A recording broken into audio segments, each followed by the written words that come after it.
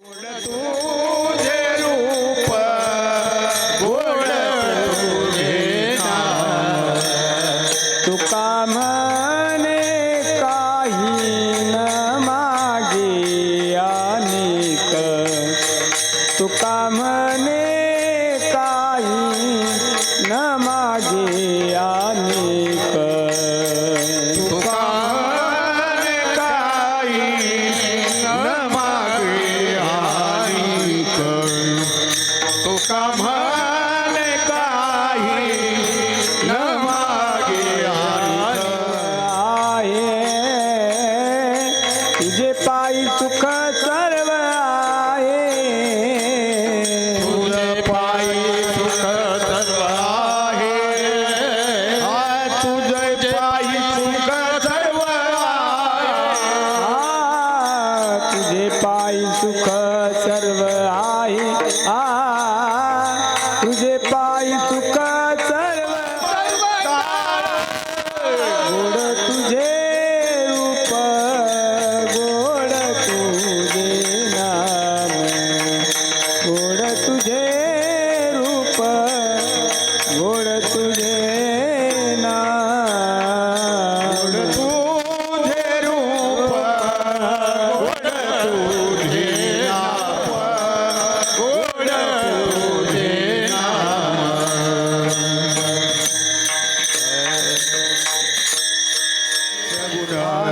लोचन सुखावली लोचन सुखावले पाहता लोचन सुखावले आता दृष्टी पुढे ऐसाची तुरा आता दृष्टी पुढे ऐसाचे तुराई मी तुझा पायी पांडुरंग जो मी तुझ पाही पांडुरंगा मी तुझ पाही पांडुरंगा चावले मन लागली से गो लाजावले मन लागलीची गोडी हे जीवे न सोडे ऐसे जा हे जीवे न सोडी आईची झाली हे जीवे न सोडी आईची झाली आता दृष्टी पुढे ऐसाची तुरा आता दृष्टी पुढे ऐसाचे तुराई आता दृष्टी पुढे ऐसाची तुरा आता दृष्टी पुढे ऐसाचे जो तुराई मी तुझा पायी पांडुरंग जो मी तुझ पाही पांडुरंगा जो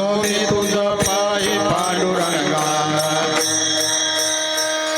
जो मी तुझा पायी पांडुरंग म्हणे आम्ही तुका म्हणे आम्ही मागावी लढवाले तुका म्हणे आम्ही तुका म्हणे आम्ही तुका म्हणे आम्ही मागवी लढवाळी तुका म्हणे आम्ही तुका म्हणे आम्ही तुका म्हणे आम्ही मागावी लढवाली तुका म्हणे आम्ही तुका म्हणे आम्ही तुका म्हणे आम्ही मागवी लढवाळी पुरवावी आळी माय बापा पुरवावी आळी माय बापा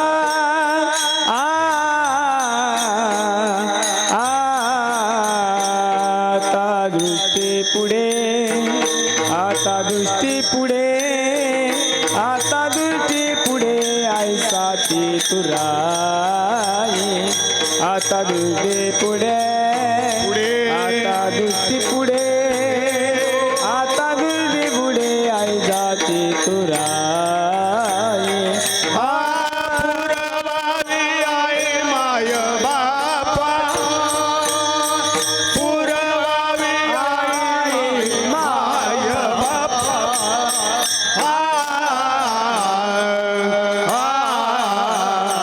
आता दृष्टी पुढे आता दृष्टी पुढे आता दृष्टी पुढे आईचा चतुराई आता दृष्टी पुढे आता दृष्टी पुढे आता दृष्टी पुढे आईचा चतुराई बापा आ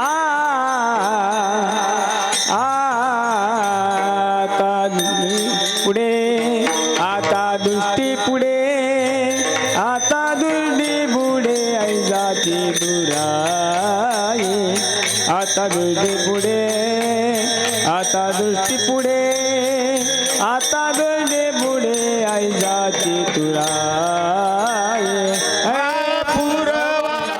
तुझ्याच गुणपणा आणि दृष्टी लागो तुझ्याच गुणपणा दृष्टी लागो तुझे सगुणपणा तिने माझ्या मना बोध केला तिने माझ्या मगना बोध केला तिने माझ्या मगना बोध केला अनंत जन्मीचे विसरलो दुःख अनंत जन्मीचे विसरलो दुःख अनंत जन्मीचे विसरलो दुःख अनंत जन्मीचे विसरलो दुःख आता तुझे मुख पांडुरंगा पाहता तुझे मुख पांडुरंगा पाहता तुझे मुख पांडुरंगा योग्याच्या ध्यानी जाताना तुळसी योगियाच्या ध्यानी जाताना तुळशी योग्याच्या ध्यानी जाताना तुळसी योगियाच्या ध्यानी जाताना ओ तुळशी तू आम्हा पाशी मागे पुढे जो तो आम्हा पाठी मागे पुढे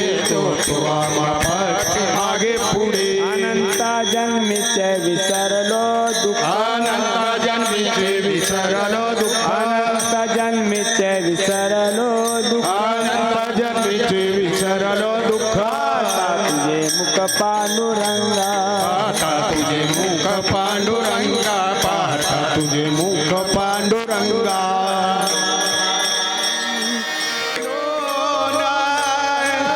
करी लिंबलोना नाम म्हणे जीवे नाम म्हणे जीवे करीन निंबलोना करीन निंबलोना नाम म्हणे जीवे नाम म्हणे जीवे करी लिंबलोना करी लिंबलोना विटे सहित चरण विटे सहित चरण ओ वाळीने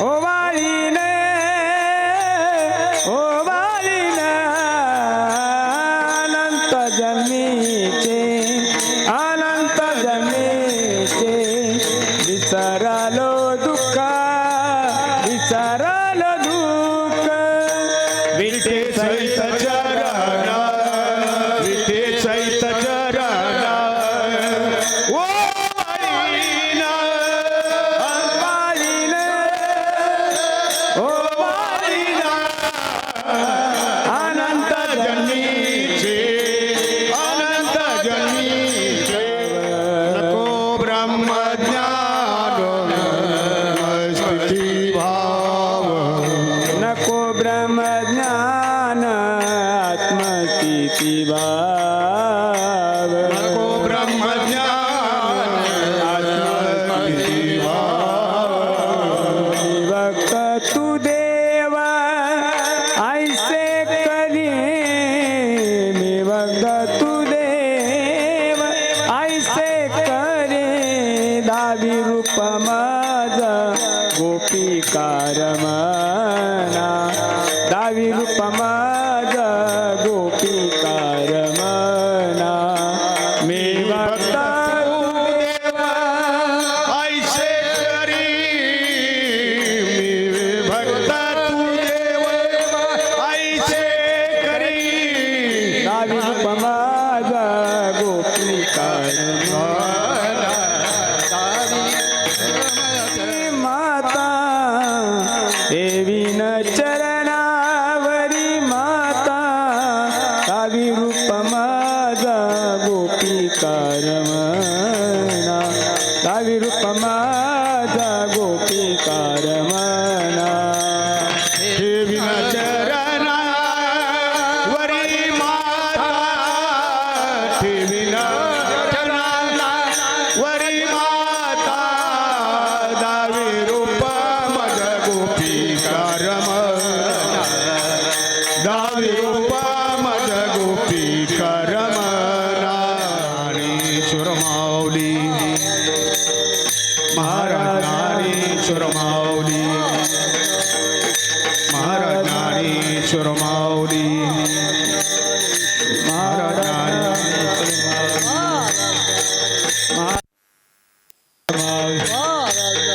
महाराजांनी चुरमावली महाराजांनी चुरमावली महाराजांनी चुरमावली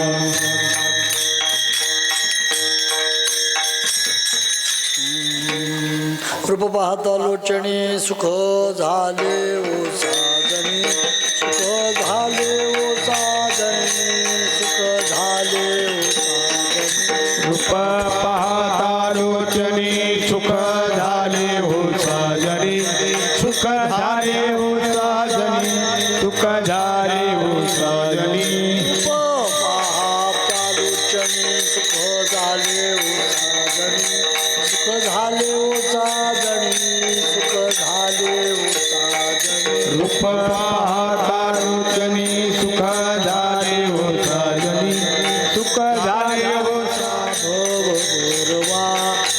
माधव बरवा त्वा माधव बरवा तुहा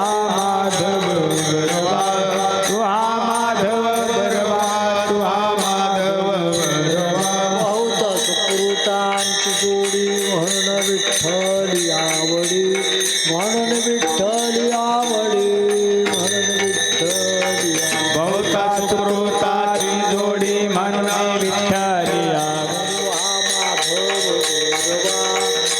माधव बरवा तुहा विठ्ठल बरवा तुहा माधव बरवा तुहा माधव बरवा तुहा माधव बरवा सर्व सुखाचे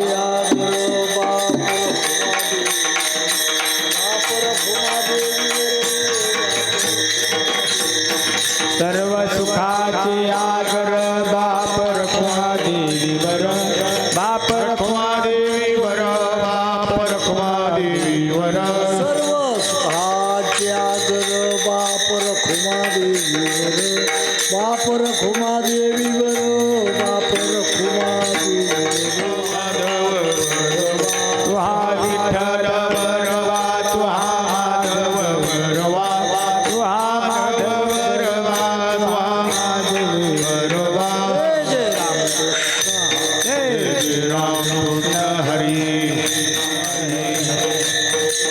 जय रामकृष्ण हरी जय रामकृष्ण हरी जय जय रामकृष्ण हरी जय रामकृष्ण हरी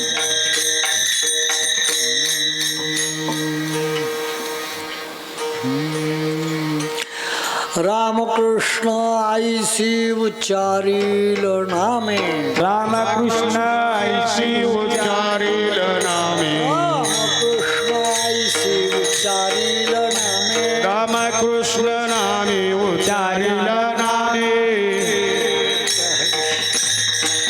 रामकृष्ण आईसी उच्चारील नामे रामकृष्ण ऐशी उच्चारील नामे वाचन मी प्रेम संता पुढे नाचन मी संता पुढे नाचन मी संता पुढे काय घडेल ते घडो या शेवटी काय घडेल ते घडो या शेवटी काय घडेल ते घडो या शेवटी काय घडेल ते घडो या शेवटी लाभ आणि तुटी देव जाणे लाभ आणि तुटी देव जाणे लाभ आणि तुटी देव जाणे चिंता मोह आशा ठेवून निराळी चिंता मोह आशा ठेवून निराळी चिंता मोह आशा ठेवून निराळी चिंता मोह आशा ठेवून निराळी हा बळी जीव पायी देईन हा बळी जीव पायी देईन हा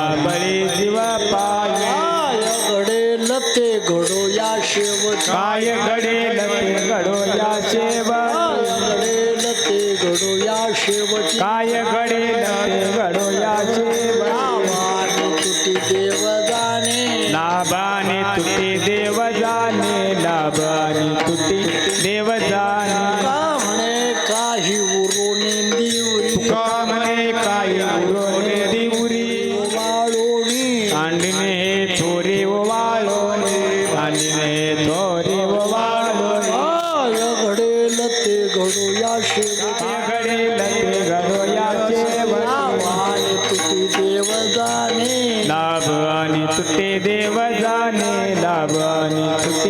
देव जाणे ढोबार फुमाई ढोबार फुमाई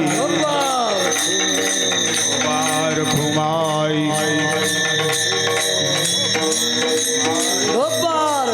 आम्ही ढोबार फुमाई ढोबार रामकृष्ण आईसी. रामकृष्ण आईसी उच्चारीन नामी रामकृष्ण ऐशी उच्चारील नामी रामकृष्ण ऐशी उच्चारील नामी राम कृष्ण ऐसी उच्चारीन नामी राम कृष्ण ऐसी उच्चारीन नामी रामकृष्ण ऐशी उच्चारील नामी रामकृष्ण ऐशी उच्चारील नामी नाचे नामी प्रेमे संता पुढे नाचे नामी प्रेमे संता पुढे काय घडेल ते घडोया शेवटी काय घडेल ते घडोया शेवटी नाचे नामी पुढे संता पुढे नाच नामी उडे संता पुढे काय घडेला ते घडोया शेवटी काय घडेला ते घडोया पुढे लाभ आणि तुटी देव जाणे लाभ आणि तुटी देव जाणे लाभ आणि तुटी देव जाणे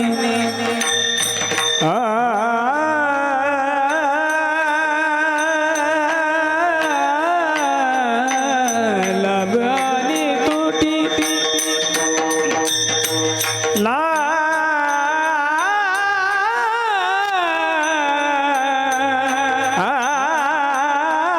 लाभ आणि तुटी देव जाणे लाभ आणि तुटी देव जाणे काय घडेल ते घडूया शेवटी काय घडेल ते घडूया शेवटी लाज आणि तुटी देव जाणे देव जाणे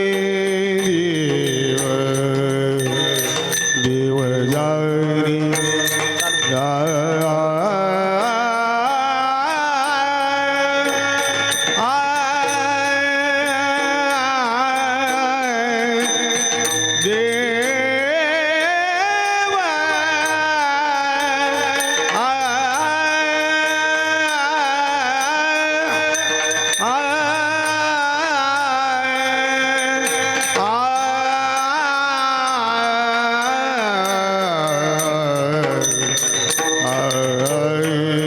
लाभ आणि तुटी देव जाणे लाभ आणि तुटी देव जाणे काय घडेल ते घडोया शेवटी काय घडेल ते घडोया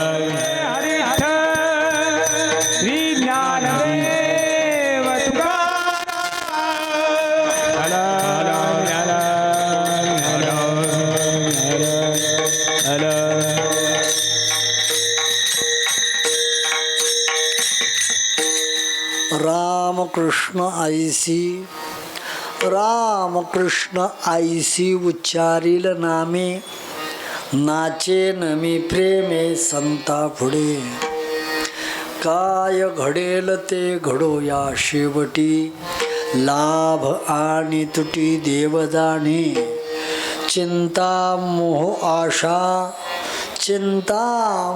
आशा ठेवून निराळी ठेवीन हा बळी जीवपायी काय घडेल ते घडो या शेवटी लाभ आणि तुटी देवदाणे तुका म्हणे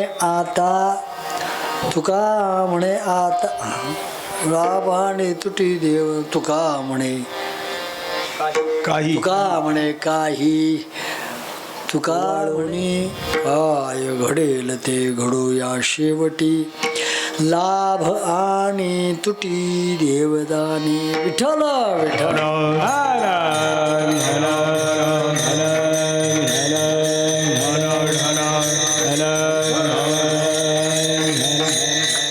एकाच प्रकारचे जो 10-15 अभंग आहे त्यामुळं उच्चार करताना व्यवस्थित उच्चार करा.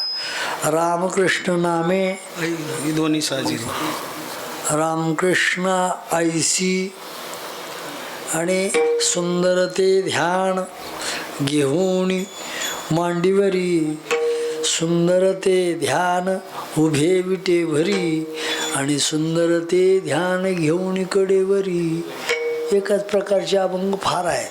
त्यामुळं जरा सूक्ष्म महाराजांनी याच्यामध्ये हेतुपुरस्कर काही शब्द वापरलेले आहेत. रामकृष्ण आईसी उच्चारील नामे नाचेन मी प्रेमे संता पुढे प्राप्त प्रसंगी सेवेकरता घेतलेला अभंग श्रीमंत श्री जगद्वंदने तुकोबारायांचा आहे.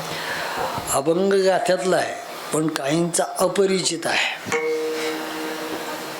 नियमाला येतात त्या नियमाच्या माणसांना हा अभंग कसला आहे आणि कुठला आहे आणि कशा करता म्हणावा हे सांगायची काही गरज नाही. महाराज या अभंगापुढे मातेपुढे परिहार देतात.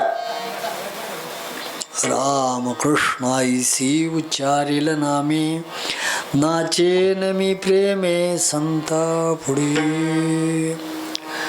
माणसाची जीवनामध्ये कुठे ना कुठेतरी श्रद्धा असावी. श्रद्धा असल्याशिवाय मनुष्य नाही. श्रद्धा असते. बाकी जगात कुणावरती श्रद्धा नसली तरी चालते पण जन्मदात्या बापावरती आणि आईवरती श्रद्धा असतेच. पण आता डिजिटल हा भाग निघालाय. बटन दाबलं की सगळं कळतं बघा. तुमचं आधार कार्डाचा नंबर टाकला की तुमच्या खात्यात पैसे आहेत का नाही हे पोरांना कळतं. त्यामुळं तुम्ही किती लपवून ठेवलं तरी पोरांना सगळं कळतं. Digital number. त्यामुळं माणसाची आईबापावरती सुद्धा श्रद्धा उडली. मग समाजामध्ये एक प्रबोधनकार असणारा जर विघटीकरण करणारा मनुष्य असेल तर त्याच्यावरती सुद्धा श्रद्धा बसते. त्याचं सुद्धा काही कळालं तर त्याच्यावर सुद्धा लोक श्रद्धा ठेवत नाहीत. ज्ञानोबराय सांगतात की श्रद्धा असते कर्मे शुभ जावा.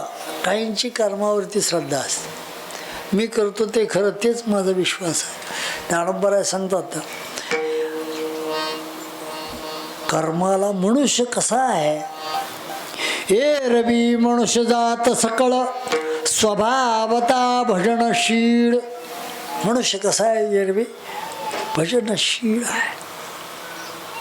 म्हणून श्रद्धा वेगळी आहे आणि विश्वास वेगळा आहे. जिथं विश्वास बसतो तिथं श्रद्धा टिकत नाही. जिथं श्रद्धा असते तिथं विश्वास मुळीच टिकत नाही.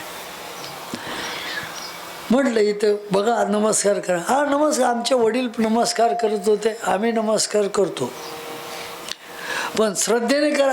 श्रद्धा आमची तिथं नाही. आमची साईबाबावर श्रद्धा आहे. विरुद्ध श्रद्धेचं ठिकाण मनुष्य दाखवतो. तसे श्रद्धा आणि विश्वास आपल्याला पाहायचंच झालं तर थोडंसं पाठीमागं जाऊ आपण. महाभारताचं ज्या वेळेला युद्ध स्थापन झालं, शंखनाद फुकला. माझे गडी कोण, माझे गडी कोण, माझे गडी कोण. सगळे कौरवांनी बाजूला काढले, पांडवांनी बाजूला काढले. पांडवांना काढायचीच गरज पडली नाही. अज्ञातवासामध्ये भगवान परमात्म्यानेच आपल्या पक्षात कोण लढेल हे राजे काळाच्या आड दडवून ठेवले. काय गरज होती का. पण यदा यदा धर्मस्य ग्लानिर्भवति भारत अभ्युत्थानमधर्मस्य तदात्मानं सृज्याम पवित्राणाय साधूना विनाशाय च दुष्कृतं धर्मसंस्थापनार्थाय संभवामी युगे युगे. आता संभवानी म्हणतोय म्हणजे ह्यांना माहिती असल्याशिवाय युग याच्या किती अनंत ब्रह्मांड याच्या उदरात आहेत आणि याला सांगायची गरज आहे का. तरी आपल्याला सांगताना युगा पुढच्या युगात काय होईल काय सांगता येत नाही, पण धर्माचा जय होण्याकरता मला हे राजे बाजूला ठेवले पाहिजे. झालं, युद्धभूमीची आखणी झाली. युद्ध कुठं करायचं हेही ठरलं. भीष्माचार्य, कृपाचार्य, द्रोणाचार्य सगळे कौरवांच्या बाजूने होते. फक्त एकच भगवान परमात्मा पांडवांच्या बाजूने. भगवंताने शंख फुकलं, युद्ध चालू झालं. 3 दिवस झाले युद्ध इतकं तुफान चालू झालं की शत्रू पक्षातले इतकं नासधूस व्हायला लागली की रक्ताचे पाट व्हायला लागले. मांसांची चिखल तुडवायला लागली लोक. हाडांचे डोंगरच्या डोंगर चढायला लागले.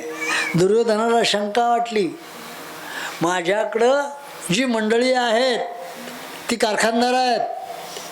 युद्धनीतीची जी शस्त्र वापरतात त्या शस्त्राचे कारखानदार असताना सुद्धा माझ्याकडे ही अवस्था कशी काय आहे. माझ्याकडच्या ॲम्ब्युलन्स कमी पडल्या, डॉक्टर लोक कमी पडले, परदेशातून मागवले तरी डॉक्टर पुरवणार. काय भानगड आहे. म्हणून तातडीचं पत्र लिहिलं. पत्र आपण फार लोकांना लिहितो बघा. कोणाचं पत्र आहे. काही माणसं जागेवर बसून ओळखतात, पत्र सुद्धा उलगडायला लागत नाहीत. काही माणसं आता पत्र बंद झालीत म्हणजे याचा अर्थ अक्षर ओळख कोणाची नाही असं नाही, पण कुणी काय लिहिलं ना तज्ज्ञाकडे जायच्या आधी सांगतात हे अक्षर आहे ना खालच्या आळीच्या अमक्या अमक्याचं आहे, त्यानेच घाण केली बघा ही गावाला. कसं कळतं. अक्षराची ओळख. पण ज्ञानोबा सांगतात ती अक्षर वेगळी आहेत आणि हे दुर्योधनाने लिहिलेलं पत्र हे अक्षर वेगळं आहे. ही राजाज्ञेची अक्षरे ती एका चामा पडती तया चामासाठी जोडती सकळ ही वस्तू. ही राजाज्ञेची अक्षर आहेत महाराज. त्या चमड्यावरती हे अक्षर शिक्का पडला. मोलावीन गोष्टी जरी असतील ना कवडी मोल किमतीत द्याव्या लागतात का. राजाज्ञेची अक्षर आहेत. पत्र पाहिलं सगळ्यांनी. आपल्या राजाचं पत्र आहे म्हणलं दुर्योधनाचं. ताबडतोब बोलवलं युद्ध संपल्यानंतर अमक्या अमक्या शामी येण्यात. ठीक आहे. सगळे मित्र राजे, सगळे योद्धे शामियानात जमले. युद्ध संपलं. शंखनाद झाल्याबरोबर 6 वाजले, 7 वाजले, अजून कसं कोणी येईना. म्हणून 7, 7:30च्या दरम्यान द्रोणाचार्य, कृपाचार्य आले. सगळी जी बडबड चालली होती ती शांत झाली. गुरुवारी आल्यानंतर ती बघायला लागले, एकामेकाच्याकडे बघायला लागले आणि एकामेकाच्या कानात बोलायला लागले. कशा करता आपल्याला बोलू? राजाचं पत्र नसतं आलं तर अवैधना झाली असती. आपलं तर काही युद्धामध्ये चुकलं नाही. आपण युद्ध बरोबर करतोय. फक्त माणसं मेलेली उचलल्याला जरा वेळ लागतो. ॲम्ब्युलन्स न आल्यामुळं जरा जास्ती वेळ लागतोय, एवढाच भाग आहे. आणि उद्या परत आपल्याला युद्धाला जायचं, संध्याकाळचं मम्मम करायचं आहे. 7:45 झाले. भीष्माचार्यांना निरोप गेला की युद्ध मीटिंगमध्ये, युद्ध तळावरती एका शामियानामध्ये तातडीची बैठक आहे आणि त्या बैठकीला सगळ्यांना राजाने हजर राहायला सांगितलं आहे. गडबडीने भीष्माचार्य उठले, आपला जिरटोप घातला आणि मीटिंगच्या दिशेने गेले. द्रोणाचार्य, कृपाचार्यांनी भीष्माचार्यांना पाहिल्यानंतर आसनावरती उठले, नमस्कार, मानवंदना झाली. हे दोघं उठलेत म्हणून समोर बसलेले सगळे राजे बिजे उठले, नमस्कार, चमत्कार झाला, खाली बस. द्रोणाचार्यांनी, कृपाचार्यांनी भीष्माचार्यांना विचारलं की आज कशा करता मीटिंग बोलवली? कारण बोला यायलाच 1.5 तास झाला. 10ला येणारा 11ला आला. काय बोवा करतोय काय माहिती, दिवा लावतोय का दिवा विजवतोय? ठीक आहे म्हटले, काय हरकत नाही. भीष्माचार्यांना सांगितलं की असं असं द्रोण आपल्या दुर्योधनाने मीटिंग बोलवली आणि या मीटिंगमध्ये काय विषय अजिंठा काय कल्पना नाही आहे, पण आपल्याला मीटिंग बोलवली, राजआज्ञेचं नसल पत्राला कुणी आलं तर अवैज्ञा होत होती म्हणून सगळ्यांना यावं लागलं. ठीक आहे, काय हरकत नाही, तुम्हीच बघा म्हटलं. आता तुम्ही ह्या प्रमुख आहात, तुम्ही जो निर्णय घ्याल तो निर्णय आम्हाला मान्य आहे आणि लवकर लोकांना थोडा जास्ती वेळ बसलेत. ठीक आहे. भीष्माचार्य मीटिंगमध्ये उभा राहिले. सर्व मित्र राजे, माझे शूरवीर आणि माझे सहसवंगडी द्रोणाचार्य, कृपाचार्य हे मंडळी आलीत. अत्यंत आनंद वाटला आणि हस्तिनापूरच्या राजाच्या वतीने आपलं सगळ्यांचा आभार मानतो असं म्हणेपर्यंत दुर्योधन दारामध्ये होता. दुर्योधनाला पाहिल्या भीष्माचार्यांचा आवाज बंद झाला. भीष्माचार्याला तिथून सांगितलं, तुम्ही आता सभा घेतली ना, काय हरकत नाही म्हणले. ओके, मी चाललो. भीष्माचार्यांना, अरे म्हणले दुर्योधना, तू कशा करता बोलवलं, याचं उद्दिष्ट तरी आम्हाला सांग. म्हणजे या राजांना झोपायला जायला पाहिजे, यांना जेवण करायचं आहे, शस्त्र बोठतलेली आहे ती धार लावायची. ठीक आहे, काहीच नाही म्हणले, किरकोळ काम होतं. क्या किरकोळ कामाकरता मी तुम्हाला सांगितलं होतं. गेले आता 5 ते 6 दिवस झाले युद्ध चालू आहे. या युद्धामध्ये शत्रू पक्षातला एकही माणूस मेला नाही. नव्हे तर त्याच्या अंगाचा एकही रक्ताचा थेंब जमिनीवर पडला नाही. गेली 5 दिवस माझ्याच पक्षातल्या लोकांच्या रक्ताचे पाट वाहतात. मांसांचा चिखल आहे आणि हाडांचे डोंगरच्या डोंगर चढलेत. म्हणले एवढा प्रश्न आहे तुझा, संपला म्हटलंय. किरकोळ प्रश्न आहे त्याच्याकरता एवढे सगळे थांबवलेत. छे सहज बोलता बोलता भीष्माचार्य म्हटले, उद्या निष्पांडव पृथ्वी. तिथनं म्हणायला लागला, मला हा शब्द पाहिजे होता. दुर्योधन तिथून जागेवरूनच काय म्हणत होता, या शब्दाकरताच एवढा मोठा घाट घातला बघा. आणि ही बातमी लीक झाली. लीक कशी होती आता गावात सांगायला नको का, सांगावी लागेल. लीक बातमी कशी होती सांगायचीच गरज नाही. एखाद्याला चहा पाजला किंवा एक चपटी दिली ती फटाक दिशेने बातम्या पडतात बाहेर. आणि ती बातमी सुटली ते सुटली, आली कुणाकडं? पांचालीच्या हातामध्ये बातमी आली. राणी सरकार उदयचला पितामहांनी शपथ घेतली की निष्पांडव पृथ्वी आहे बघा पांडवांची, पांडव राहणार नाही शिल्लक.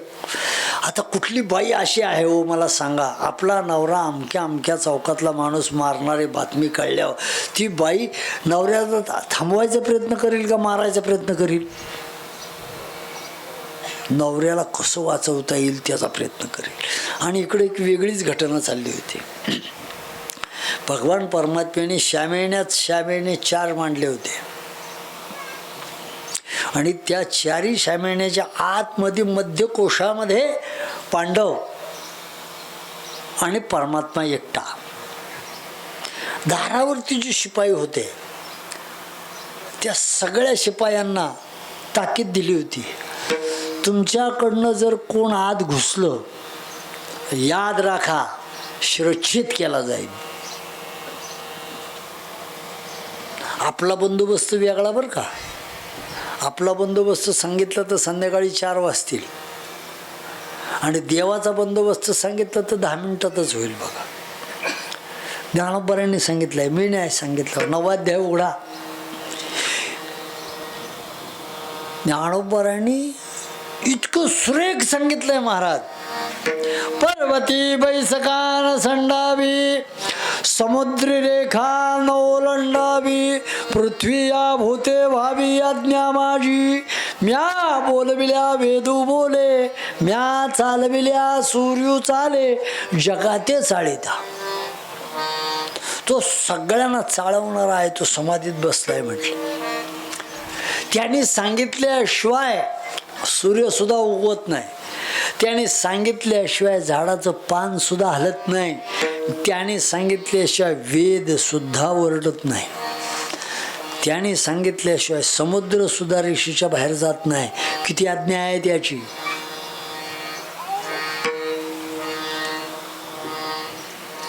अशाचं नियोजन आहे महाराज. त्या नियोजनामध्ये साधं टाचणी सुद्धा जायला जागा नाही. टाचणी लांबच राहिली, वारा सुद्धा जायची ताकद नाही. एवढा बंदोबस्त क्लिअर. त्या श्यामेण्याच्या वरनं वारा फिरणारा बंद झाला.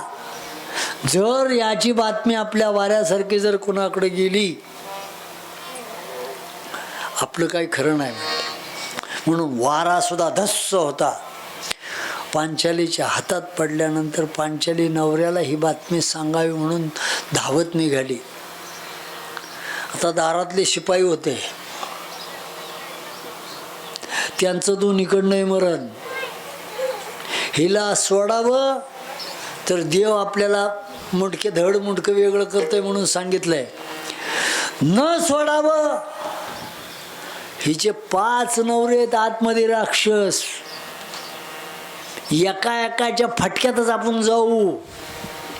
काहीच बोलले नाही, गपचूप खाली मान घालून उभे राहिले. पांचालीने पहिला पडदा उघडला. आतमध्ये पाय टाकल्याबरोबर भगवंताचे कान एवढे तिखट होते महाराज.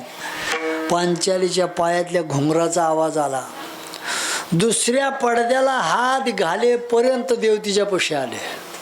का तर बायकोला बघितल्यानंतर पांडव चळबळ करू नयेत, अभ्यास व्यवस्थित करावा.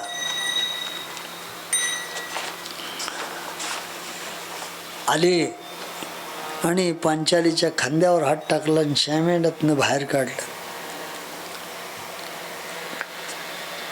आता बाहेर काढल्यानंतर भगवंताला तिने विचारलं, देवा फार गोड महत्वाची बातमी होती, मला सांगायची होती. इथं नको गप्पा मारायला म्हणले, आपण बाहेर काढू. कारण हा मंडपामध्ये वेगळी साऊंड सिस्टीम लावलेली आहे, अख्ख्या गावाला कळल. आपण साऊंड सिस्टीमच्या बाहेर जाऊ म्हटलं. ठीक आहे. भगवंताने पांचालीच्या पाठीवर हात टाकून श्यामेण्याच्या बाहेर नेलं. त्या सिस्टीमच्या सगळ्या बाहेर घेऊन गेले आणि म्हणले, आता सांग. म्हणले, काय तुम्हाला कळलं का? आता याला काय कुठली गोष्ट माहिती नाही का? न सांगता तुम्हा कळते अंतर विश्वी विश्वंभर परी हरीची नोंद. ह्याला काही माहिती नाही असं कुठलीच गोष्ट नाही. पण आशानेच येड घेऊन पेडगावला गेलं तर चालतं. आपल्यातल्या माणसाने येड घेऊन पेडगावला हा बळच करतोय बाबा. सगळं माहिती सगळ्या कळ्या ह्याच्याकडेच आहेत गावाच्या. म्हणतात का नाही आपण अख्ख्या गावाची कळी या बाबाला माहिती आहे, पण हा बाबा परत आपल्याकडनं विचारून काढतोय. म्हणतात बघा काही लोक असे आहेत की त्यांना माहिती असतं की गावामध्ये कुठून कळ जाते आणि कुठं दाबल्यानंतर एकदम बंद होती. ही काही ठराविक लोकांना त्या ठराविक खुणा माहिती असतात. आता ह्याला काय हो, खरंच म्हणले तुझ्या शपथ मला काय माहिती नाही, सांग म्हणले. ठीक आहे म्हटलं सांगते. पितामहनी शपथ घेतली म्हटले. आता शपथ किती जणांनी घेतली हो. रावणाने शपथ घेतली होती, प्रतिज्ञापर शपथ रावणाने घेतली होती. खारा समुद्र गोडा करील.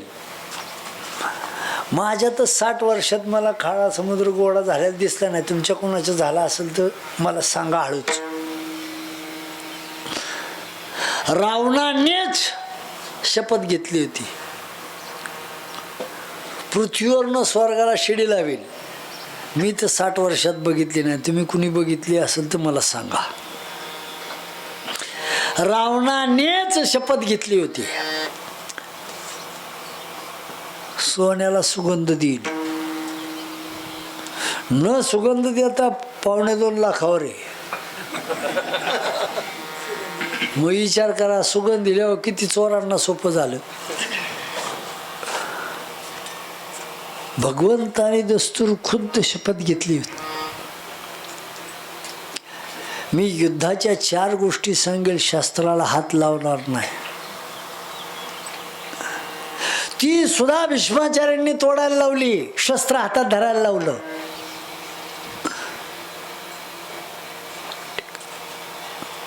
मग शपथ कुणाची? शपथ फक्त दोघांचीच खरी झाली.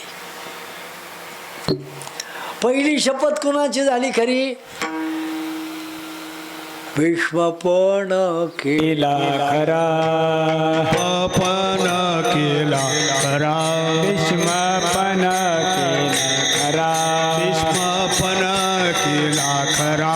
धनुर्धरा रक्षिले, धनुर्धरा रक्षिले, धनुर्धरा रक्षिले, धनुर्धरा रक्षिले, धनुर्धरा रक्षिले, धनुर्धरा रक्षिले. भीष्मपण केला खरा, धनुर्धरा रक्षिले, धनुर्धरा रक्षिले, धनुर्धरा रक्षिले. भीष्मपण केला खरा, धनुर्धरा रक्षिले, धनुर्धरा रक्षिले, धनुर्धरा रक्षिले. कुणाचा केला? शब्दभर प्रतिज्ञा कुणाची खरी केली? दुसरी आमच्या तुकोबारायची. गेहीण मी जन्म याजसाठी देवा, येईन मी जन्म याजसाठी देवा, येईन मी जन्म याजसाठी देवा, येईन मी जन्म याजसाठी. सेवा साधाव तुझी चरण सेवा साधावया. गेहीण मी जन्म याच साठी देवा, तुझी चरण सेवा साधा. दोघांचे शब्द खरे झाले, बाकी कुणाचा पण खरा झाला नाही. पण म्हणले भीष्माचार्यांनी केलाय. देवा तुम्ही काय नाही म्हणता, हुड काय करताय मला? भीष्माचार्यांचा पण आहे, तुमच्या आमच्या कुणाचा नाही आहे. देवाने सांगितलं तू झोप, डोक्यात काही टेन्शन घेऊ नको, तू झोप म्हटलं. पण आता 5 नवरी आपले मरणार आहेत म्हटल्यानंतर कोण झोपल का? तरी पांचालीला नेलं, कॉटवरती टाकलं, अंगावरती शाल टाकली, तू आराम कर. डोक्यावर हात ठेवला देवाने. देवाचा हात टाकल्यानंतर थोडा वेळ डोक्यातलं तिच्या सगळं गेलं आणि तासभर तिला डोकळा लागला. भगवंत उठले, पहिल्याच प्रहराला आले. पांचालीला हलवलं, म्हणले उठ आपल्याला जायचं फिरायला. आता पांचाली म्हणली आपण हाय कुठं, युद्धभूमीवरती आहे, आपल्या पुढं सिच्युएशन काय आहे, उद्या सकाळी आपले 5 नवरे मरणार आहेत आणि याला काय सुचलंय, चल फिरायला जाऊ. बोलता येत नव्हतं. प्रभू काय, आपण कान्हा म्हणतो, भगवंत म्हणतो, मग आपल्याला तर जास्ती प्रश्न विचार. आपले 5 नवरे याच्या पुढे हात जोडून उभे आहेत, नक्की याच्यामध्ये काहीतरी योजना असेल. चला गपचूप बसा. तोंडाला कुलूप लावलं आणि पांचाली त्यांच्याबरोबर गेली. जी सीमा असते सैनिकांना राहायची, ती सीमा पार केली. आणि सीमा पार केल्यानंतर युद्ध भांडार काही काही ठिकाणी सीमेच्या बाजूलाच असतं, ते युद्ध भांडारही आपलं पार केलं. शत्रू पक्षाच्या सीमेमध्ये पाय ठेवला. भीषण असे असणारे हिंस्र प्राणी पहिल्या तोंडाला होते, त्यानंतर शस्त्रकला होती, आणि त्यानंतर त्या शस्त्राच्या राखणदाराचे काही तंबू होते. आणि ते पार केल्यानंतर मध्य केंद्रबिंदूवरती पितामहांचा तंबू होता. हे सगळं पार करत करत करत येताना पांचाली शुद्धीवर आली. म्हटले का देवा, आपला पक्ष सोडलाय, आपण मित्र पक्षात चाललोय, म्हणजे शत्रू पक्षात धरतील ना आपल्याला, साखळदंडाने पॅक करतील, देहदंड देतील. काय कारण, काहीच कारण नाही म्हटले आपल्याला. कसं, तू पांडवांची बायको, हो म्हटली. कौरवांची कोण, भाऊजे. तू युद्ध खेळती का, मग काय तुला पकडायचा संबंध. मी पांडवांचा आत्तेभाऊ, कौरवांचाही. आणि राहिली गोष्ट युद्धाची, तर मी फक्त 4 गोष्टी सांगणार आहेत, शास्त्राला हात लावणार नाही. मग आपला तुमचा काय, कोण पकडायला आपल्याला, कुणी खाणार नाही. चल. पुढं नेलं आणि पितामहांचा शामियाना पाहिला.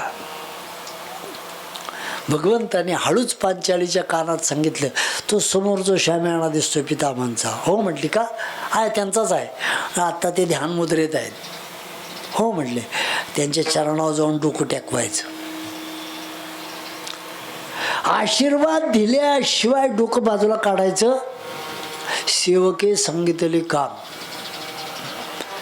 जेवढं भगवंताने सांगितलं तेवढं करून पटापटा पटा पळत गेली. डोक्यावरती पदर घेतला आणि पितामहांच्या चरणावर मस्तक टेकवलं.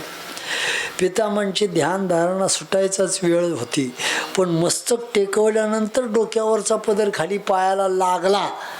पदर लागला की डोळे उघडायच्या आधीच पितामहांनी आशीर्वाद दिला, सौभाग्यवती भव. आणि डोळे उघडले.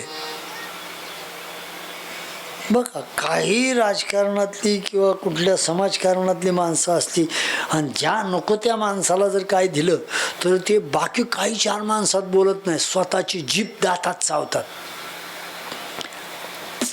10 लोकांकडनं चुकलं ना, त्याला कसा बदलून न्यायचं ती त्या माणसाच्या अंगात ताकद असते, पण स्वतःकडनं चुकल्यानंतर कुणी बोलायची ताकद नसते ना, म्हणून स्वतःची शिक्षा. काय केलं, पण अशी त्यातमध्ये सुद्धा सुज्ञ माणसं असतात. त्यांनी पांचालीच्या डोक्यावरती हात टाकला. वा वा वा वा वा, काय गोड आहेस ग तू, सुंदर आहेस म्हटले. साधनेतन उठले, डोक्यावरचा हात काढला आणि तिच्या पाठीवरती थाप टाकली. वा, पहिल्या प्रहराला तू आलीस, पण इथं आली कशी काय, किती हिंस्र प्राणी आहेत. शस्त्राचे जे राखणदार ते किती किंकाळे बाज माणसं आहेत. तुला भीती नाही वाटली का, आणि एवढ्या पहाटी यायची काय कारण, बरोबर कोण आणलंयस का, काय एकटीच नाही, माझ्या बरोबर आहे. म्हणले कोण, म्हणले कान्हा आहे. म्हणले कुठे, बाहेर आहे. बोलवती का, फक्त श्यामेण्याच्या बाहेर पांचालीने हात घातला, भगवंताचा हात लागला, हळुवार भगवंताला हात घेतला आणि पितामहच्या समोर उभं केलं. राजेश सुकुमार मदनाचा पुतळा रवी शशिकळा लोपलिया. त्या भगवान परमात्म्याचं स्वरूप असं सुंदर पाहिलं. पितामहनी साष्टांग प्रणिपात घातला. धन्य झालं म्हटले, माझ्या जीवनाचं सार्थक झालं म्हटले. आज पहिल्या प्रहराला तुमचं दर्शन. हो हो मनस्तवर भगवंतानी हात लावला उजवा पितामहंना उठवण्याकरता आणि डाव्या खांद्यावरचं शाल खाली पडल्याबरोबर पांचालीच्या चपल्या तिथं दिसल्या.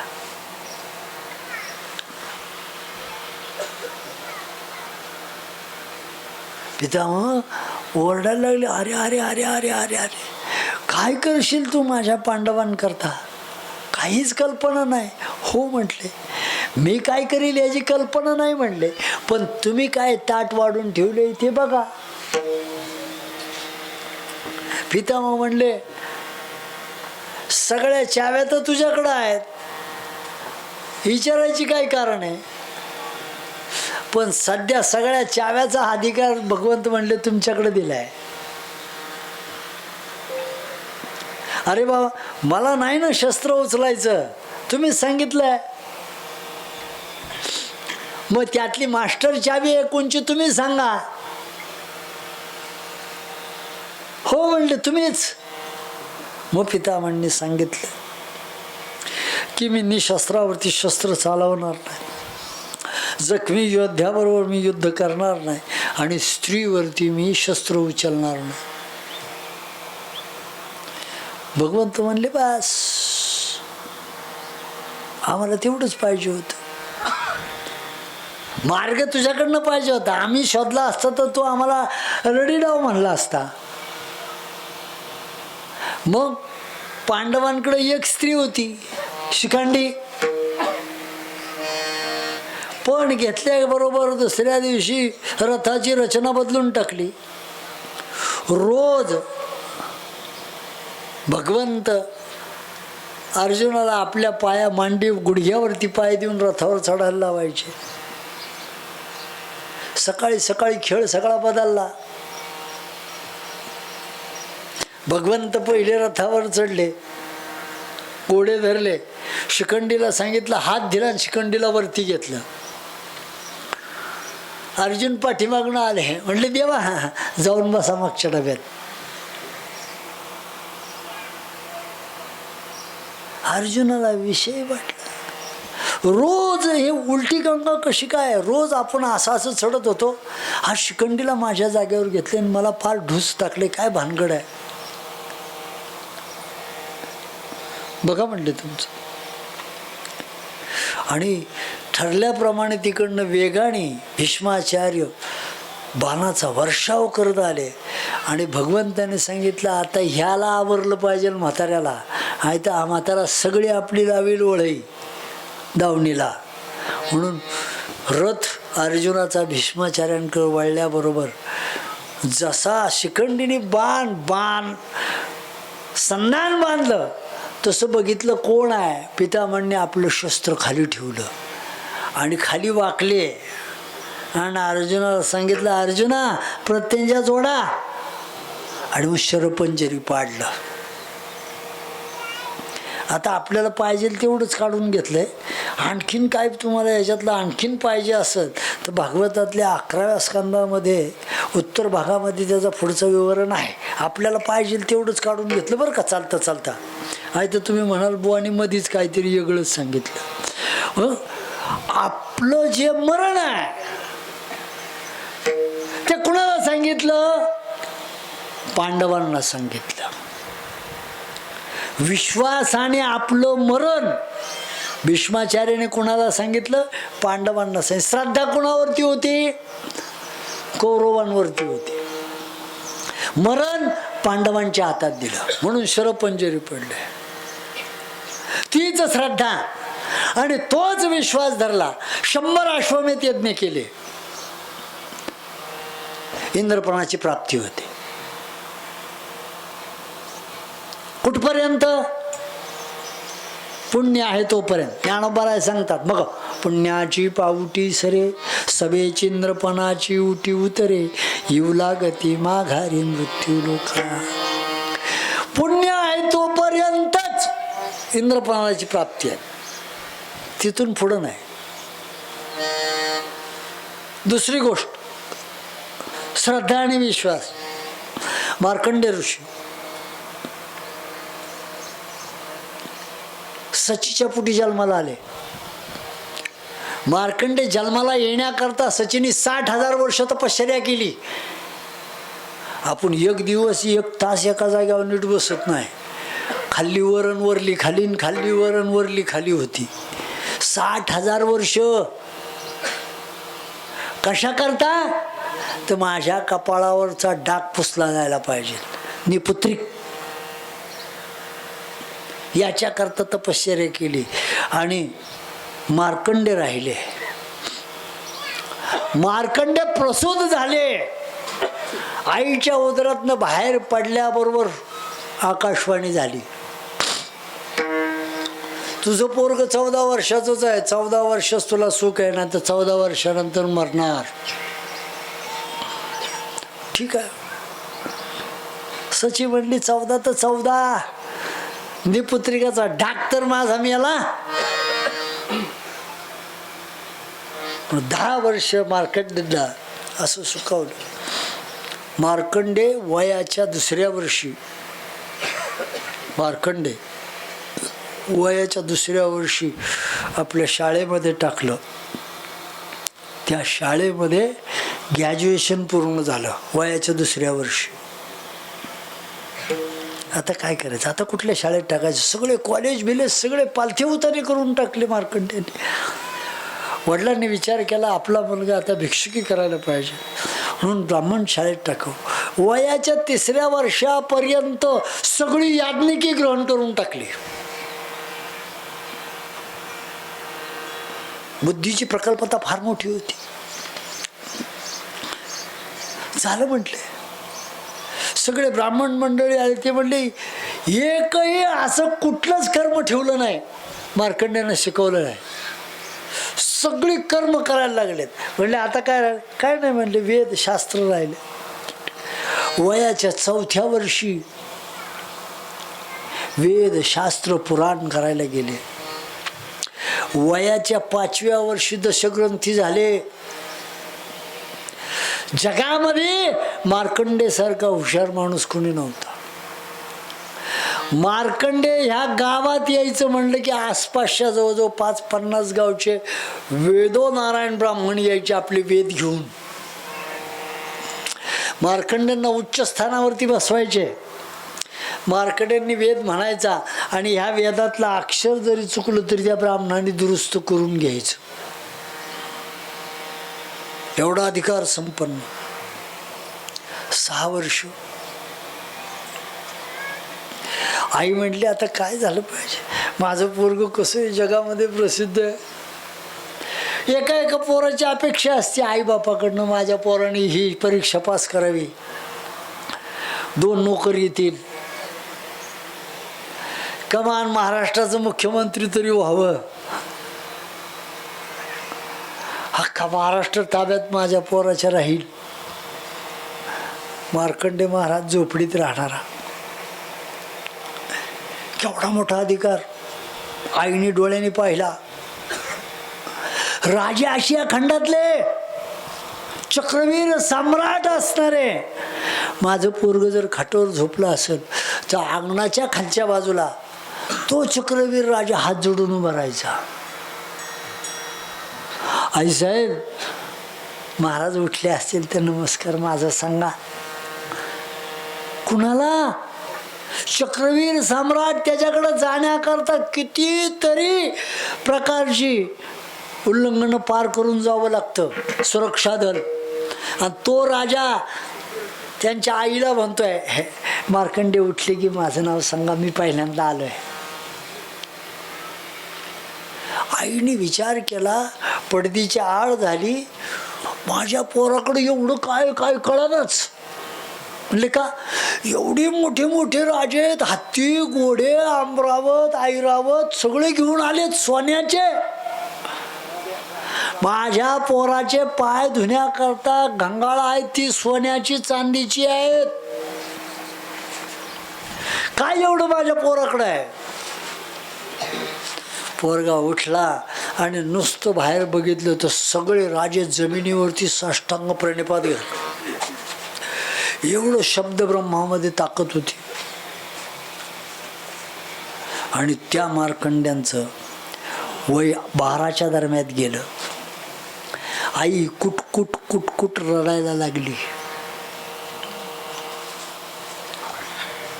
कसं होईल. एकच वर्ष माझं पोरग ताब्यात राहिले, त्यातले तर 2 महिने निघून गेले. सांगायला लागत नाही मातेला. डोळ्यातनं टप टप पाणी पडायला लागलं. मार्कंड्यांनी विचारलं जेवण करताना, आई साहेब काही नाही रे बाळा, आनंद अश्रू आहेत. तुझ्याकरता किती मोठमोठे राजे आलेत आणि उन्हात बसल्यात बघ तिथं खाली. छप्पार सुद्धा नाही त्यांना. त्यांची छत्र त्यांनी काढून टाकली. तू बघशील रागावशील म्हणून. किती उन्हात ते बसले तडपलेत. ते पाहते माझ्या पोराचं ऐश्वर्य पाहिलं. बस ते झाल्यानंतर त्याच पाण्याचं रक्तामध्ये रूपांतर झालं. का 2च महिने कमी 13 वर्षाला होते. 2 महिन्याने आपलं कार्ट जाणार हे फक्त आईलाच माहिती होतं. जसं वाढताना हातावरती रक्ताचा थेंब पडला नेत्रातून, त्यावेळेला मार्कंडेंनी विचारलं, आई साहेब प्रकार जरा गंभीर दिसतोय, सांगा काहीतरी. खरंच नाही बाळा. हे जळण काटू गोळा करायला गेले तेव्हा ते काय बोरीचं झाडाचं जरा काटा लागला, त्यामुळं रक्त आलं असेल, पडलं असेल. आई साहेब तुम्ही चमच्याने मला आता दूध पाजत नाहीत, माझ्या हाताने खायला शिकवलंय तुम्ही. प्रकार नक्की काय तो सांगा. खरंच नाही बाळा. नाही नाही खरं सांगा. नाही नाही म्हटलं खरंच नाही. आतापासून अन्न आणि पाणी वर्ज्य.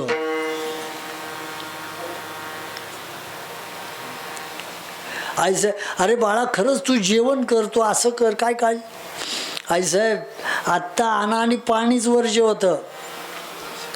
आत्ता वारं घेणं बंद. आई म्हणायला लागली 2 महिने पोरग जिवंत आहे. ह्यो मार्कंडे आहे म्हटली. हे बोलल तेच करून टाकलं. अन्न पाणी वर्ज्य केलं, वारं तोंडात घेणं बंद केलं. हा लवकरच जाईल 2 महिन्याच्या आत. खरी काय भानगड आहे. मार्कंड्यांना सांगितलं, महाराज एक तर आपण जन्माला येत नव्हतात. मी असा असा घाट घातला. या घाटामधून तुम्ही म्हणताय हे सगळं खरं आहे, पण म्हणले या खतावण्या कोणाकडं असतात चढ उतार करायच्या. महेश जे आहेत भगवान शंकर ह्या खात्यामध्ये, हे खातं त्यांच्या ताब्यात आहे. हे रद्दबदल करायचा अधिकार त्यांचा आहे. जा तुझं काम झालं म्हटले. आईच्या शब्दावरती श्रद्धा आणि विश्वास ठेवला. मार्कंडे कैलासात गेले. काहीच माहिती नाही. फक्त म्हणले भगवान शंकर याच्यामध्ये बदल करत. बस ठीक आहे म्हटले. तिथं मार्कंडेने 14 वर्षाचं आपलं आयुष्य 14 कल्प केलं. काय श्रद्धा आणि विश्वास. आईने दाखवलेल्या बोटावरती केले. तीच श्रद्धा आणि तोच विश्वास आमच्या तुकोबारायांकडे होता. म्हणून तुकोबाराय काय सांगायचे, पंढरीची वारी आहे माझी घरी. पंढरीची वारी आहे माझी घरी. पंढरीची वारी आहे माझी घरी. पंढरीची वारी आहे माझी घरी. आणि कन करी तीर्थव्रत. आणि कन करी तीर्थव्रत. आणि कन पंढरीचे वारी आहे माझे घरी पंढरीची वारी आहे माझी घरी पंढरीचे वारी आहे माझे घरी पंढरीची वारी आहे माझी घरी आणि कन करे तीर्थव्रत कन करी तीर्थ तोच विश्वास महाराज सांगतात एखाद्याला ₹1,00,000 जर दिले व्यवसायाकरता, लाखाचे जर बाजार झाले तर त्याला 12,000 झाले तर त्याला व्यवहार म्हणतात का? महाराजांचंच प्रमाण आहे. त्या मुदलामध्ये पडे तोटा ऐसा मुद्दामडे पडे तोटा ऐसा खोटा उदीम ऐसा खोटा उदीम मुदलामध्ये पडे तोटा ऐसा खोटा उदीम ऐसा खोटा उदीम ऐसा खोटा ऐसा खोटा उदीम ऐसा खोटा उदीम मुदलामध्ये पडे तोटा ऐसा खोटा उदीम ऐसा खोटा उदीम ऐसा खोटा उदीम उद्यम. मग नुसता 1 पैशाचा फरक पडला. किती? 1 पैशाचा. दुधाच्या व्यवहारात किती? 1च पैशाचा. आता तुम्ही सांगा, तुम्ही सगळे दुधाचे आहेत, आहे का नाही? ज्याच्याकडं गाय नाही त्याच्याकडं 50 लिटर दूध आहे का नाही?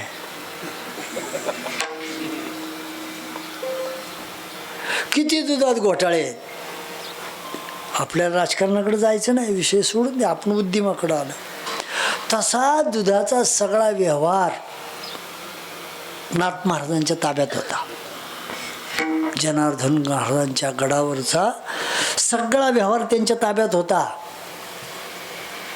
1च पैसा, पावकी निमकी दीडकी अडीचकी सगळं केलं तरी 1च पैसा आडवा यायचा. हिशोबच लागायचा नाही.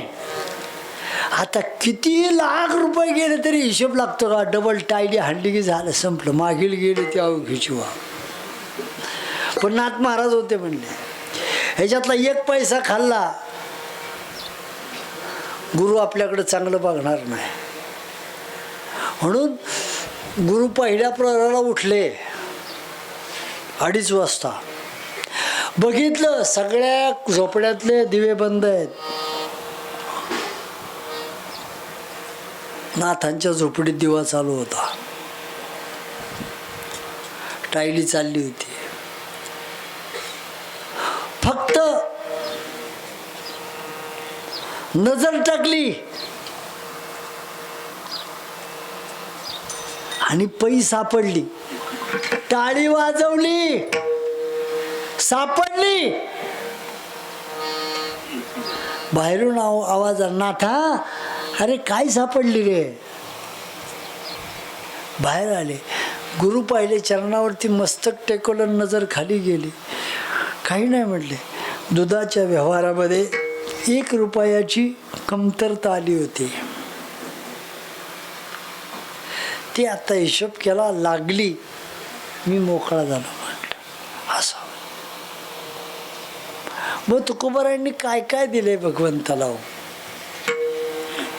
ऐश्वर्य भगवंताला देऊन टाकलं. संपत्ती लोकांना वाटून टाकली महामारीच्या काळात. कपडे दान देऊन टाकले, ठेवले सुद्धा नाहीत. मग साधक मंडळी आली, म्हणले तुम्ही एवढं सगळं देवा करता केलंय. 2.5 तास झाले बुवा येण्याकरता वाट पाहिली, काय मिळालं आम्हाला? म्हटले तुम्हाला काय मिळलं? एवढं सगळं देवाला दिलं तुम्ही. तुकोबाराय म्हणतात, मला जे मिळलं ना ते वेगळंच मिळालं. म्हटले काय मिळालं सांगा ना? म्हटलं आम्ही ते ऐकण्याकरता तर थांबलोय. सेवेकरता घेतलेल्या अभंगाच्या 2ऱ्या चरणात सांगतात,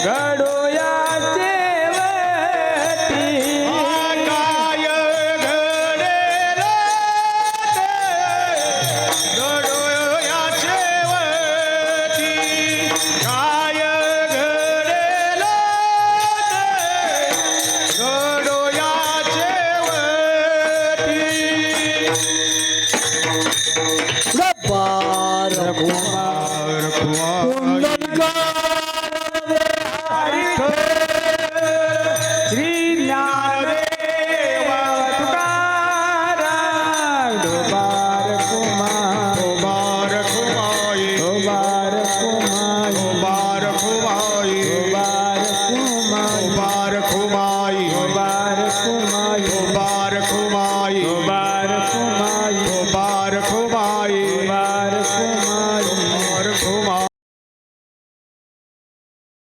बार खुमाई बार खुमाई बार खुमाई बार खुमाई बार खुमाई बार खुमाई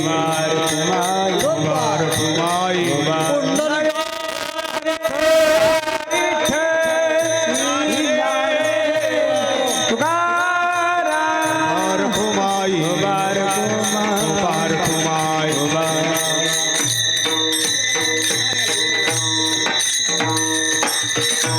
काय घडेल ते घडो या शेवटी देवदाणे.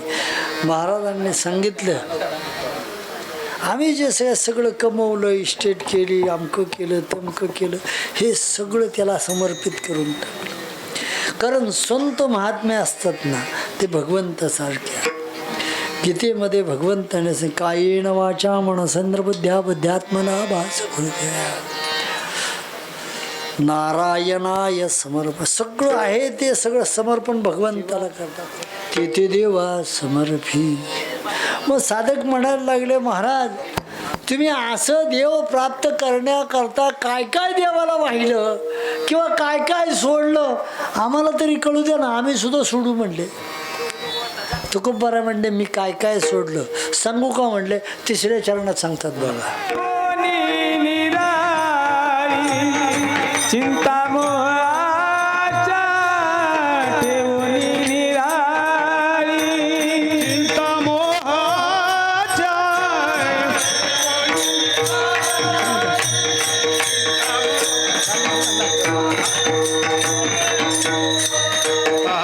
चिंता मोहाच्या ठेवणी निराळी मोहाच्या ठेवणी निराळी चिंता मोहाच्या देईन माळी जीवनबाई देईन हापरी जीव पायी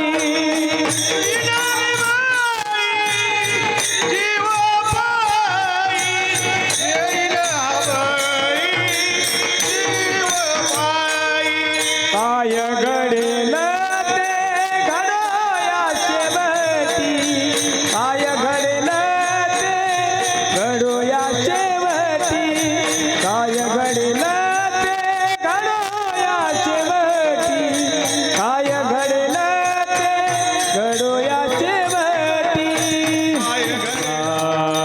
जय गोपार जय ढोबार कुमारी बार खुमाई जय ढोबार कुमारी बार खुमाई श्री ज्ञानदेव तुकाराम जय ढोबार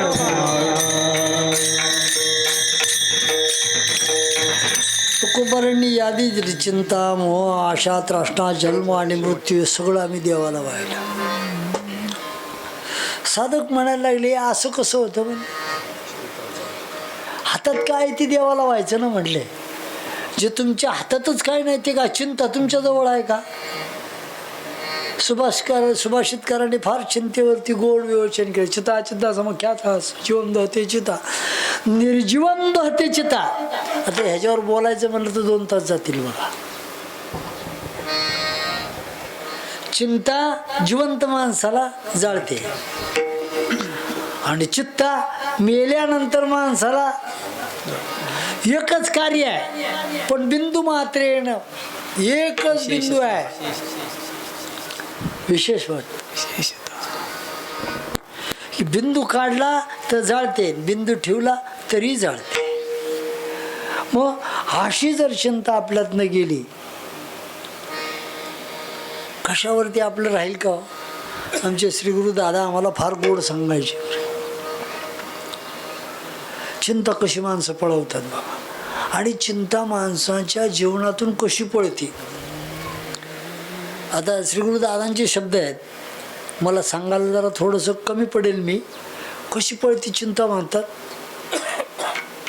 दादा फार गोड सांगायचे. अशी चिंता पळती म्हणले. कशी? चिंग चिंग चिंगाट पळती म्हणले. कशी चिंता पळती? चिंग चिंग चिंगाट पळती म्हणले. म्हणले कशी? म्हणले अशी पळती. भगवंतानी का एकदा प्रवेश केला कसा? चिंता ते पळाली गोकुळा बाहेरी, गोकुळा बाहेरी. चिंता ती पळाली गोकुळा बाहेरी. चिंता ती पळाली गोकुळा बाहेरी. प्रवेश भितरी केला देवे, प्रवेश भितरी केला देवे. माझी बाणी तुझे वर्णे गुण नाम, माझी बाणी तुझे वर्णे गुण नाम. माझी वाणी तुझी वर्णी गुणनाम. माझी वाणी तुझी वर्णी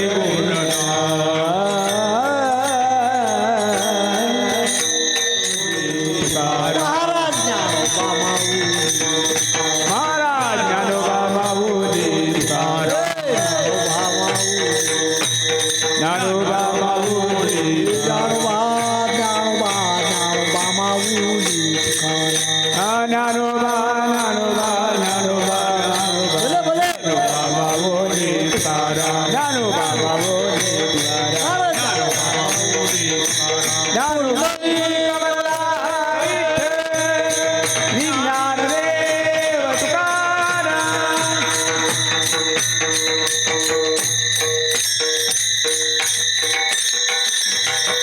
मग अशा प्रकारे चिंता पळून गेली. मग आज ज्यांचं प्रथम पुण्यस्मरण आहे, नारायण आप्पाजी शिंदे यांचं पहिलं पुण्यस्मरण आहे. यांनी आपल्या प्रपंचामध्ये किती प्रकार व्यवस्थित करून ठेवले आहेत. ह्यांना 3 मुलं. पहिला दत्तात्रय, दुसरे विष्णू आणि तिसरे सुरेश आणि 3 सुना, नातवंड, परत पुतणे, भाचे. हा एवढा मोठा परिवार आहे. त्यांनी आपल्या परिवारामध्ये सगळं सुसंस्कृत आणि सुज्ञ विचार असे असणारे नातू पंतू सुद्धा आपल्या जन्माला आपल्या घराण्यात घातलेत. कसे घातलेत? कुठल्याच प्रकारे त्यांनी आपल्या जीवनात किंवा आपल्या चिरंजीवाच्या जीवनात किंवा आपल्या नातवांच्या जीवनात कसली चिंता ठेवली नाही. चिंता मोह आशा ठेवून निराळी ह्या सगळ्या बाजूला ठेवल्या. म्हणून आज समाजामध्ये एक उत्तम प्रकारचं घर, उत्तम प्रकारचं गावातला एक वैशिष्ट्यपूर्ण असणारा मनुष्य, संप्रदायाला आपल्याजवळ ठेवणारा, संप्रदायात आपले पुतणे नातू कसे आहेत याच्यावरती लक्ष ठेवून नारायणरावनी काम आपल्या प्रपंचाचं, आपल्या गावाचं आणि आपल्या कुळीचं अशा प्रकारचा उद्धार केला आहे की त्याला बोलण्याची सीमा नाही आहे. कुठल्याच प्रकारची त्याच्यामध्ये चिंता, उणीव भाषा काहीच ठेवली नाही. मग ही उणीव भाषा कुठलीच ठेवली नाही. मग ते कुठल्या अवस्थेला प्राप्त झाले तरी पाहिजेत का नाही? झाले का नाही? पाहिजेत का नाही? मग ते कुठल्या अवस्थेला प्राप्त झाले तुकोबाराय पहिल्या चरणात सांगतात. रामकृष्ण नायसी उच्चारीन नामे, रामकृष्ण ऐसी उच्चारीन नामे. रामकृष्ण ऐसी उच्चारील नामे. रामकृष्ण ऐसी उच्चारील नामे. नाचेन मी प्रेमे संता पुढे, नाचेन मी प्रेमे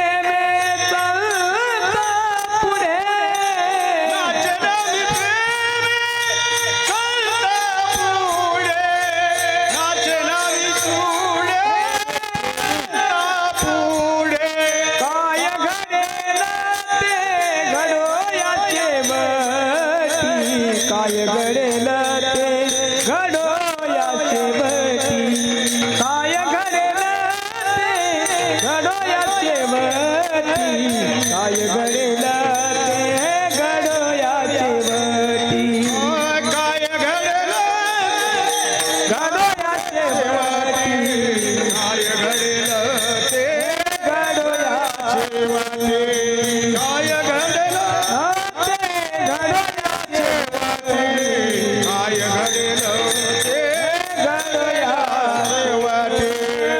व्यवस्था, सुसंस्कृतपणा, संप्रदायाचा नियम अतिशय सुंदर. आणि त्याचप्रमाणे अजितचे चुलते चुलत भाऊ हे अत्यंत सुसारस आहे. कसे आहेत तर मी आत्ता तुम्हाला रामकृष्ण आईसी उच्चारील नामे नाचे न मी प्रेमे संता पुढे, संत महात्म्यांच्या पुढं कसं नाचायचे. वडिलांनी चुलत्यांनी आजोबांनी मार्ग दाखवला, मार्ग दावून गेले आधी दयानिधी संतती. मग अशा मोठ्या लोकांच्या नादाला लागल्यामुळं, मोठ्या लोकांच्या आपण सानिध्यात असल्यामुळं काय होतं म्हटले तुका म्हणे काही ओरोनी दिवरी सांडेन इथोरी व वाळवणी. प्रपंचात किती मोठं हो ह्याला किंमत नाही, पण परमार्थामध्ये मोठं झाल्यानंतर शेवट तो भला बहुगोड झाला असं म्हणतात. की मग आता एक 5 ते 10 मिनटात आपण चाल नकोच घ्यायला, भजन घेऊ, अभंग होईल, फुलं टाकून मग मार्ग होईल. जय विठ्ठल जय जय जय विठ्ठल जय विठ्ठल जय विठ्ठल जय विठ्ठल. महाराज तुम्ही सिद्ध का म्हणे ज्ञानेश्वरा करा क्षमा पराभव महाराज तुम्ही सिद्ध ज्ञानदेव तुकाराम ज्ञानदेव तुकाराम ज्ञानदेव तुकाराम सुजावी आम्ही जातो तुम्ही कृपा सुर्या सकळा सांगावी विनंती मा सकळा सांगावी विनंती माझी, सांगावी विनंती माझी. वाढ वेळ झाला उभा पांडुरंग गाढ वेळ झाला वैकुंठा श्रीरंग बोलाविलो वैकुंठा श्रीरंग बोलावी. अंतकाळ विठू आमासी पावन अंतकाळी विठो आम्हाची पावना, सहित झाला गुप्त तुका सहित झाला गुप्त तुका, कुडी सहित झाला. वाढ वेळ झाला उभा पांडुरंग गाढ वेळ झाला उभा पांडुरंग वैकुंठा श्रीरंग बोलावितो वैकुंठा श्रीरंग बोलावितो वैकुंठा बोलावितो. कुंडले कवरार विठ्ठल ज्ञानदेव आरती पेट वारती ज्ञानदेव तुकाराम.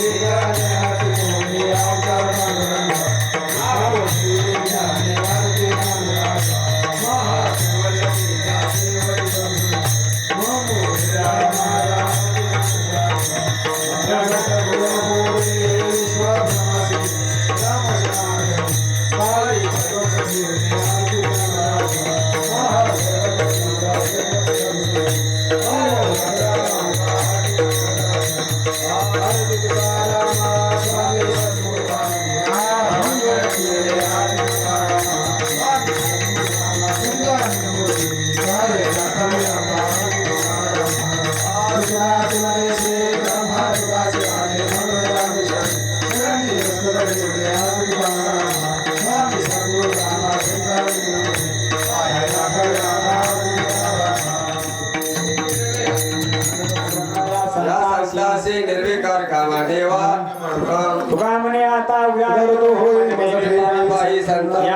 आता शिलवेच दोन मिनिटं सर्वांनी खाली बसायचं. विठ्ठल श्री अधिकार काय आहे हे आपल्या सामान्य लोकांना कळावा. कैवल्य साम्राज्यवती ज्ञानोबराय यांच्या पालखी सोहळ्यामध्ये जे कोणी आले असतील त्यांना ही कल्पना असेलच की एवढा भारत नव्हे संपूर्ण विश्वातनं भाविक लोक या सोहळ्यासाठी येत असतात ज्ञानोबरायांच्या. परंतु एवढ्या सोहळ्याला एक दंड उभा केला की संपूर्ण सोहळा शांत होतो असे श्री गुरु बाळासाहेब अण्णा आहेत. सर्व फडकऱ्यांना, सर्व वारकऱ्यांना, सर्व दिंडेकरांना एकत्र नेऊन पंढरपुराला व्यवस्थित सोहळा पोहोचवतात असे अण्णा आहेत. आणि वास्तविक पाहता आमचा तर त्यांचा जवळून परिचय झालेला आहे. रिंगणात ज्यावेळेस आम्ही जातो पकवाज घेऊन गळ्यामध्ये, त्यावेळेस सर्व पकवाजांना वास्तविक पाहता 2 कीर्तनात पकवाज असले तर तुम्ही पाहता गंमत, एक एकीकडे चालतो तर एक एकीकडे चालतो, पण हजारो पकवाजे असतात. पण त्या सर्वांना एका ठेक्यामध्ये घेऊन आणणारे असे आमचे अण्णा आहेत. थोडा जरी ठेका चुकला तरी आमच्यावर जसं हत्तीला अंकुश लावतात तसं आमच्यावर बरोबर अंकुश लावणार आहेत श्री गुरु बाळासाहेब अण्णा. त्यांचा थोर असा अधिकार आहे. परंतु आपल्या सामान्य गावामध्ये आले हे आपलं भाग्य आहे. अण्णा आले म्हणजे माऊलींचा आशीर्वादच आपल्याला मिळाला असं आपण गृहीत धरूया. या ठिकाणी श्री हरिभक्ती पारायणातले लोक आले सर्वांचे आभार मानतो. महिला मंडळ आहेत, पुरुष मंडळ आहेत, बालमंडळ आहेत, तरुण मंडळ आहेत, सर्वांचे आभार मानतो. आणि या ठिकाणी शिंदे परिवारातर्फे अण्णांचा सन्मान होत आहे. अनिल महाराज यांचा या ठिकाणी सन्मान होत आहे.